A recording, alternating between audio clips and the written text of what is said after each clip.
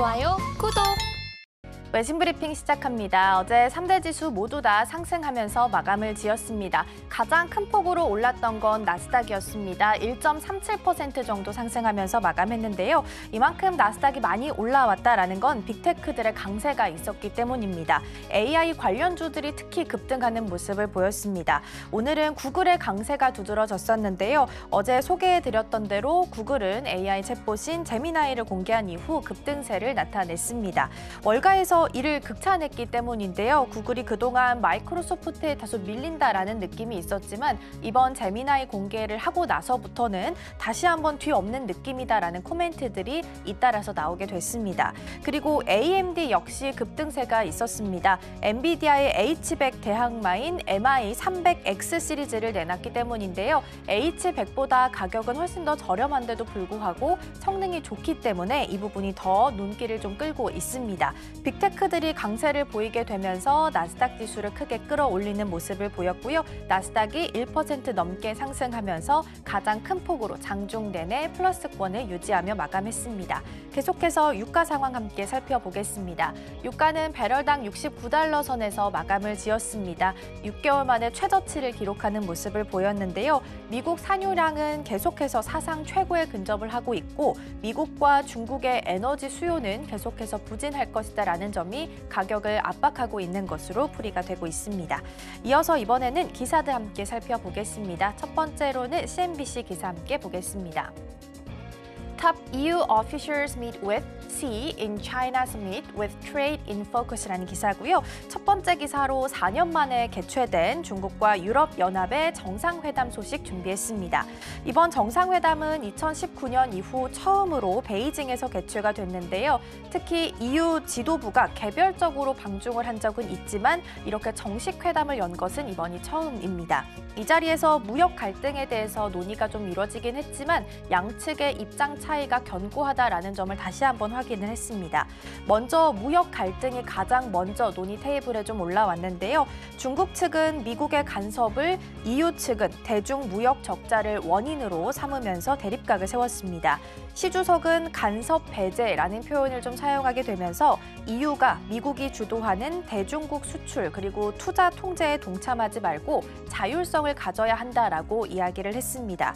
이러한 발언에는 최근 EU가 중국산 전기차에 대한 반보조금 조사에 착수를 하고 핵심 원자재법에 합의하는 등 중국을 겨냥한 조치들을 잇따라 내놓고 있기 때문에 시 주석은 이에 대해서 불편한 심기를 드러낸 것으로 보입니다.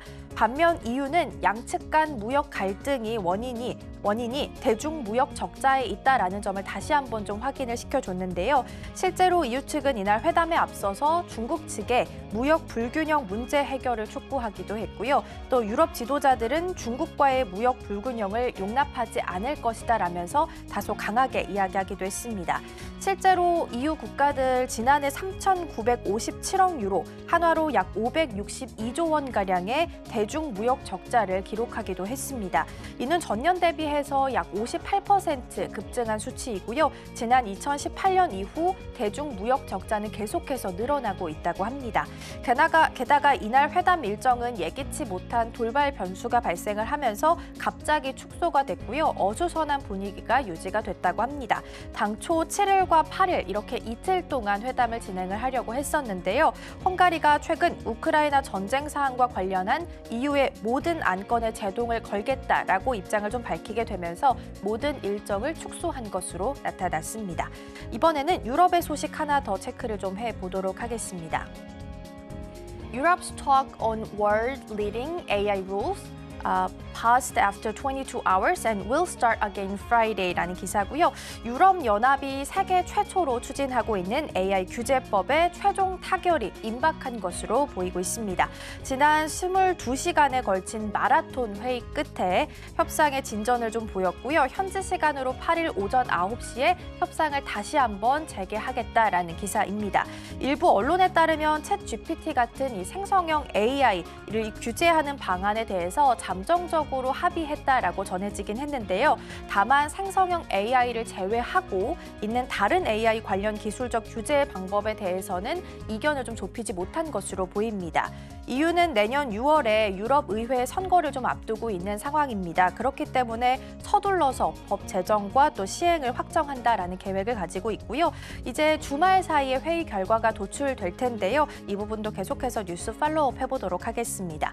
다음으로는 세 번째 기사 함께 보도록 하겠습니다. 세 번째 기사는 푸틴 러시아 대통령과 관련된 기사고요. 푸틴 visit UAE, Saudi Arabia in rare foreign trip이라는 기사입니다. 이번에는 푸틴 러시아 대통령과 빈살만 사우디 왕세자의 만남에 대한 기사를 좀 살펴볼까 합니다. 이들은 오펙 플러스 협력과 또 중동 정세에 대해서 논의한 것으로 알려졌는데요. 이 자리에서 나왔던 내용을 함께 짚어보겠습니다. 일단 푸틴 대통령은 하루 일정으로 아랍에미리트 그리고 사우디 등 이렇게 중동 국가들을 방문을 했습니다.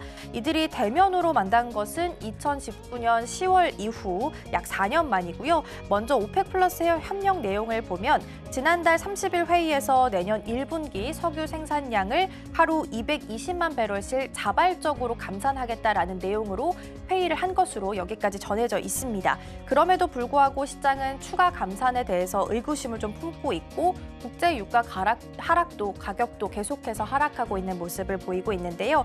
양국 정상은 이 자리에서 오펙 플러스 협력에 대해서 논의를 하고 국제 에너지 시장을 예측 가능한 상태로 만들기 위해서 양국이 큰 책임을 져야 한다라는 부분에 동의했다고 합니다.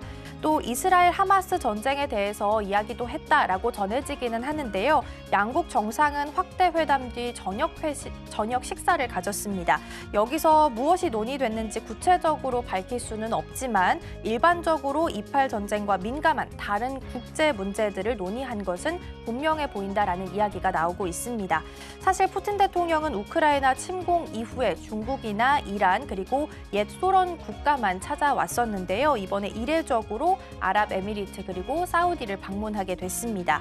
이번 순방은 특히 유엔 기후변화협약 당사국 총회가 지금 진행되고 있는 상황에서 지금 방문이 이루어지게 된 건데요. 러시아와 중동의 협력을 서방에 과시하려는 의도로 풀이가 되긴 하지만 일부에서는 상징적 방문에 불과하다라는 이야기도 나오고 있습니다.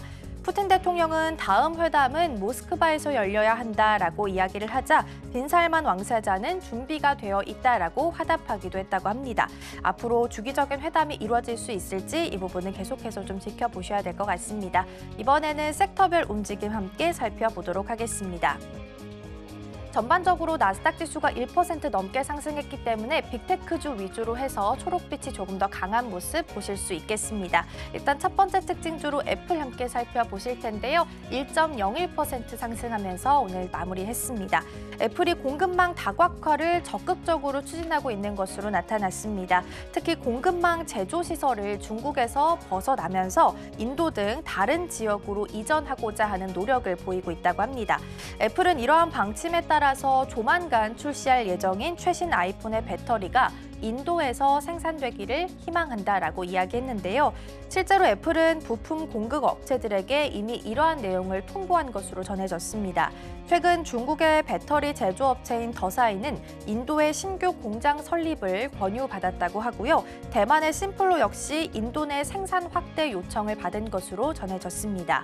더불어 지난달 말에 대만 폭스콘 같은 경우에는 인도의 신규 제조 시설을 15억 달러, 하나로 계산해봤을 때 약 2조 원 이상을 투자할 계획이다라고 밝힌 바도 있습니다. 최근 인도가 또 새로운 시장으로 떠오르고 있으면서 기사에서도 자주 언급이 좀 되고 있는데요. 공급망 다각화를 통해서 인도가 또 한 번의 수혜를 받아갈 수 있을지 기대해봐도 좋지 않을까 싶습니다. 이번에는 구글과 맥도날드 하나씩 살펴보겠습니다. 일단 구글은 5%가량 상승하면서 마감했습니다. 이 급등한 이유는 일단 생성형 AI인 챗봇 제미나이의 이유가 있었다라고 볼 수 있겠고요. 일단 맥도날드도 이어서 좀 함께 살펴보겠습니다. 맥도날드 같은 경우에는 0.02% 소폭 하락하면서 마감을 지었습니다. 어제 구글이 새로운 AI 모델인 제미나이를 공개했다라는 소식은 전해드렸었고요. 이번에는 구글과 맥도날드가 함께 손을 잡았습니다. 두 기업은 미국 내에 있는 매장에 직원들의 업무를 보조하는 AI 챗봇을 도입하기로 했다라고 전했는데요. AI 챗봇의 이름은 에스크 피클스입니다. 매장 운영 매뉴얼 그리고 주방 장비 데이터 등을 학습을 하면서 매장 직원들에게 실시간으로 정보를 제공할 예정이고요. 또 내년에는 미국 내에 있는 맥도날드 매장의 디지털 시스템 업데이트도 함께 진행할 예정입니다. 여기도 또다시 구글이 한번 등장을 합니다. 구글 클라우드의 엣지 컴퓨팅 소프트웨어를 활용하면서 업데이트를 진행할 예정인데요. 따라서 튀김기 기름의 교체 시기를 알려준다거나 냉동고가 효율적으로 돌아가고 있는지 이러한 정보들을 확인시켜줄 예정이라고 합니다. 인공지능 AI는 정말 다양한 산업에서 계속해서 좀 활용하고 있는 상황인데요. 특히나 구글과 맥도날드 이렇게 대기업들의 만남이다 보니까 더 주목을 할 수밖에 없는 상황인 것 같습니다. 앞으로 다른 기업들도 구글에게 AI 챗봇과 관련한 협력의 손길을 내미게 될지 기대해 보셔도 좋을 것 같습니다. 지금까지 외신 브리핑이었습니다. 좋아요, 구독!